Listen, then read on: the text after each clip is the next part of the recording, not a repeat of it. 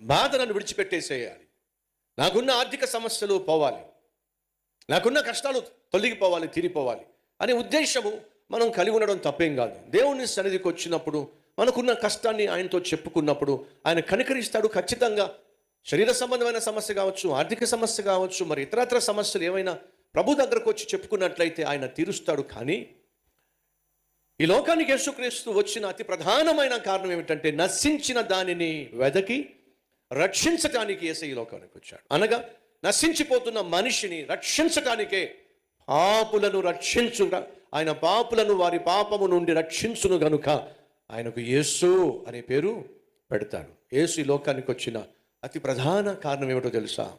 నిన్ను నన్ను పాపము నుండి, పాపము వలన రాబోతున్న జీతము నరకము నుండి, యుగ యుగములు తగలడిపోయేటటువంటి స్థితి నుండి రక్షించడానికి యేసు ఈ లోకానికి వచ్చాడు.